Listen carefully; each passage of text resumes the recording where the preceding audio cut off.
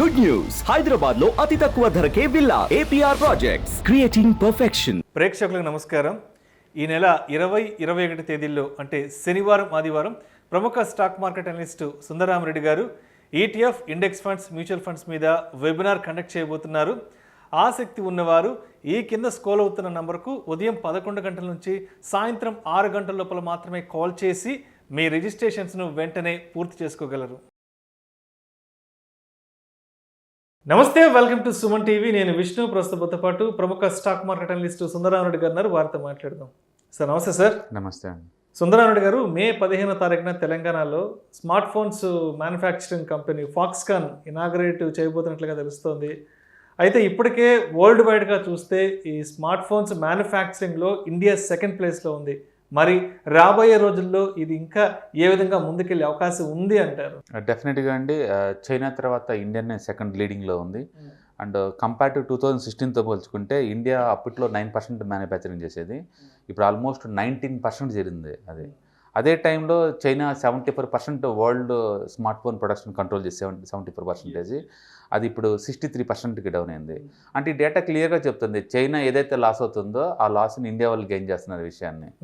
So అదే టైంలో ఈ తైవాన్ మ్యానుఫ్యాక్చరింగ్ ఎవరైతే ఉంది, ఫాక్స్కాన్ కావచ్చు, లేకపోతే వెస్ట్రాన్ కావచ్చు, ఇలా రీసెంట్గా ఒక సెంట్రల్ గవర్నమెంట్ వాళ్ళే ఒక ఐఫోన్ సప్లయర్స్ ఆల్మోస్ట్ 14 మెంబర్స్కి పర్మిషన్ ఇచ్చిందండి ఇండియాలో అసెంబ్ల్డ్ అండ్ మ్యానుఫ్యాక్చరింగ్ యూనిట్స్ పెట్టుకోవడానికి. అంటే క్లియర్గా ఇండియన్ గవర్నమెంట్ వాళ్ళు ఆ ఏరియాలో ఫోకస్ చేస్తున్నారు క్లియర్గా. అండ్ మనం న్యూస్ కనుక చూసుకున్నట్టయితే ఒక ఫాక్స్కాన్ ఉన్న హైదరాబాద్లో పెట్టే యూనిట్స్లోనే 1,00,000 మంది ఎంప్లాయీస్ వర్క్ చేస్తారండి. అండ్ వెరీ ఫాస్ట్గా వాళ్ళు సెటప్ చేస్తున్నారు. ఫిబ్రవరి మార్చ్లో ఏమో వచ్చింది. అవును, రేపు 15th ఇనాగ్రేషన్ అక్కడ. అండ్ బెంగళూరులో ఒక ల్యాండే కొన్నారు, 300 ఎకరాల ల్యాండ్ని 300 కోట్లకు కొన్నారు వెరీ రీసెంట్గా 3 days బ్యాక్. అండ్ అక్కడ 1 lakh ఎంప్లాయీస్కి అక్కడ. అంటే ఎక్కడ పెట్టినా 1,00,000 మంది లోకల్ జాబ్స్ ఇచ్చుకుంటూ ఒకేసారి మాస్ స్కేల్లో ప్రొడక్షన్ చేస్తున్నారు. అంటే ఈవెన్ యాపిల్ సేల్స్ కూడా చాలా అగ్రెసివ్గా మూవ్ అవుతున్నాయి ఇండియాలో. అండ్ ఒక 5 yearsతో కంపేర్ చేసుకుంటే 5 times మూవ్ అవుతున్నాయి. ఒక ఇండియాలోని 80 లక్షల ఐఫోన్స్ సేల్స్ జరుగుతున్నాయి అంటే ఊహించుకోండి. అంటే ఇటు మ్యానుఫ్యాక్చరింగ్ ఐఫోన్స్లో ఇది చాలా ఫాస్ట్ గ్రో అవుతుంది. యాజ్ ఏ కన్జ్యూమర్లా కూడా యాపిల్ ఫోన్స్ బాగా కన్జ్యూమ్ చేస్తున్నారు. సో యాపిల్ క్లియర్గా చెప్తుంది ఇండియా ఇది one of the best market, మేము ఇక్కడ ఫోకస్ చేస్తామని. రీసెంట్గా కూడా వాళ్ళు ఓన్ స్టోర్స్ 2 ఓపెన్ చేశారు. ముంబైలో ఒకటి, ఢిల్లీ ఒకటి, వాళ్ళ ఓన్ స్టోర్స్. సో క్లియర్గా యాపిల్ వాళ్ళు మ్యానుఫ్యాక్చరింగ్ హబ్గా ఇండియాని మార్చడానికి ప్లాన్ చేస్తున్నారు. అదే టైంలో టాటా వాళ్ళు కూడా వెస్ట్రాన్ని తైవాన్ స్మార్ట్ ఫోన్ మ్యానుఫ్యాక్చరర్, వాళ్ళు కూడా యాపిల్కి తయారు చేస్తారు. దాన్ని వీళ్ళు కొన్నారు. దాంతో ఇక అగ్రెసివ్ అంటే లోకల్స్ కూడా ఎంటర్ అవుతున్నారు ఆ ఏరియాలో. ఆల్రెడీ సెమీ కండక్టర్ ఇండస్ట్రీలోకి అండ్ చిప్స్లో కూడా ఎంటర్ అవుతున్నారు వీళ్ళు. అంటే ఇక మ్యానుఫ్యాక్చరింగ్ హబ్ అవుతుంది ఎలక్ట్రానిక్స్ మొత్తానికి.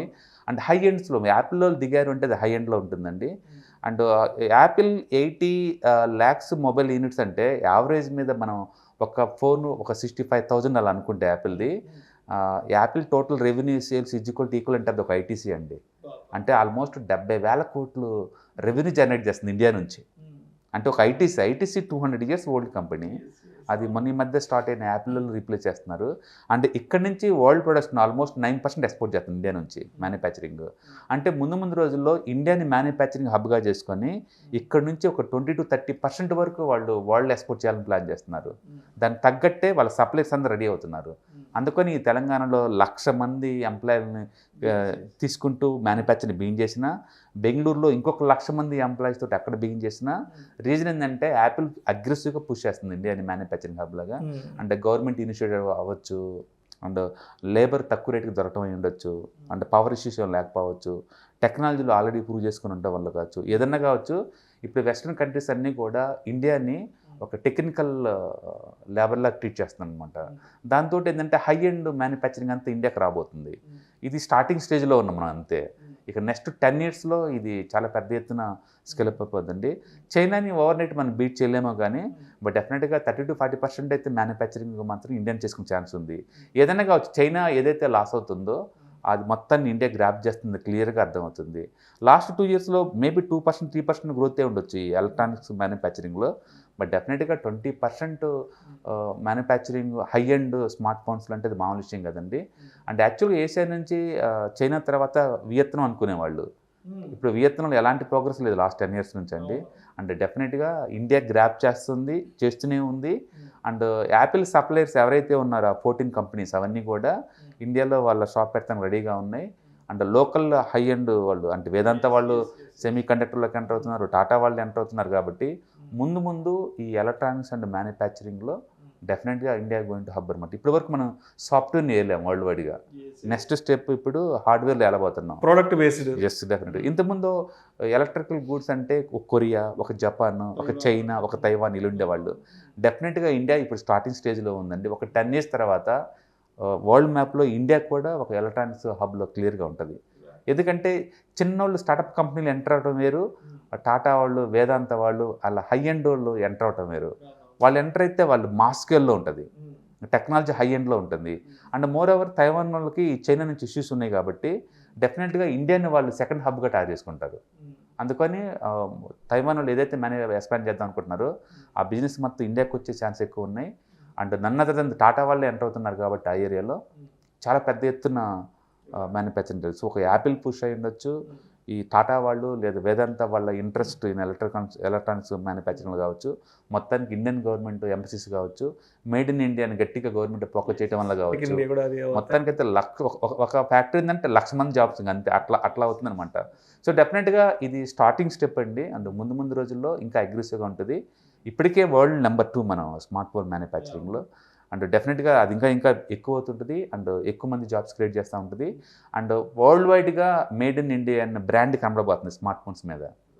అది చాలా గ్రేట్ అచీవ్మెంట్ ఇండియాకి. సో మొత్తానికి రాబోయే రోజుల్లో ఐటీ ఉద్యోగాలకి ధీటుగా ఈ మొబైల్ మ్యానుఫ్యాక్చరింగ్ కంపెనీస్లో కూడా ఉపాధి అవకాశాలు మెరుగ్గా ఉండే అవకాశం ఉంటుందంటారు. డెఫినెట్గా అండి. ఇప్పటిదాకా ఆ ఏరియాలో ఇండియన్ గవర్నమెంట్ ఫోకస్ చేయలేదు మ్యానుఫ్యాక్చరింగ్లో. కానీ ఇండియాలో దాని స్ట్రెంతే ఇంజనీరింగ్ గ్యాడ్జెట్స్ చాలా ఎక్కువ మంది ఉంటారు.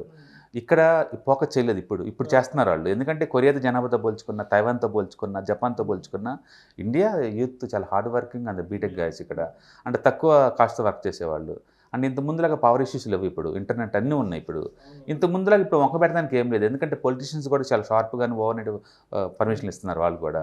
అందుకని ఇప్పుడున్న పొలిటికల్ లీడర్షిప్స్కి, ఈ కార్పొరేటివ్ వరల్డ్కి అండ్ టాలెంట్కి కొదవలేదండి. డెఫినెట్గా ఏది పెట్టినా సక్సెస్ అవుతారు. అందుకని ఇప్పుడు చిన్న వాళ్ళు కాదు కంపెనీ అంటే ఇంత ముందులాగా పెద్ద ఇండస్ట్రియల్ హౌసెస్ ఎంటర్ అవుతున్నాయి ఆ ఏరియాలోకి. అందుకని అది పెద్ద ఎత్తున తీసుకెళ్తుంది. ఒక టెలికామ్కి జియో వాళ్ళు ఎంత దూరం తీసుకెళ్లారు చూడండి. అంటే టాటా వాళ్ళు కూడా ఎలక్ట్రానిక్స్ని ఆ రేంజ్లో తీసుకెళ్తారు. వేదాంత వాళ్ళు చిప్ మ్యానుఫ్యాక్చరింగ్ ఆ రేంజ్లో తీసుకెళ్తారు. అండ్ హైడ్రోజన్ పవర్ని రిలయన్స్ వాళ్ళు ఆ రేంజ్లో తీసుకెళ్తుంటారు. అంటే ఒక్కొక్కరు ఒక ఏరియాలో పోర్ట్స్ని కనుక అదాని వాళ్ళు ముందు తీసుకెళ్ళినట్టు. అంటే ఆ ఏరియాలో పెద్ద ఇండస్ట్రియల్ హౌసెస్ ఫోకస్ చేస్తున్నాయి. కాబట్టి డెఫినెట్గా నెక్స్ట్ 10 years ఈ కొరియన్స్, తైవాన్స్, చైనా వాళ్ళు ఎలా క్రియేట్ చేశారో ఈ ఎలక్ట్రికల్ మ్యానుఫ్యాక్చరింగ్లో ఇండియా వాళ్ళ ప్లేస్ ఇండియాకి రాబోతుంది అనమాట. అది డెఫినెట్గా that is going to good news to us. Thank you sir.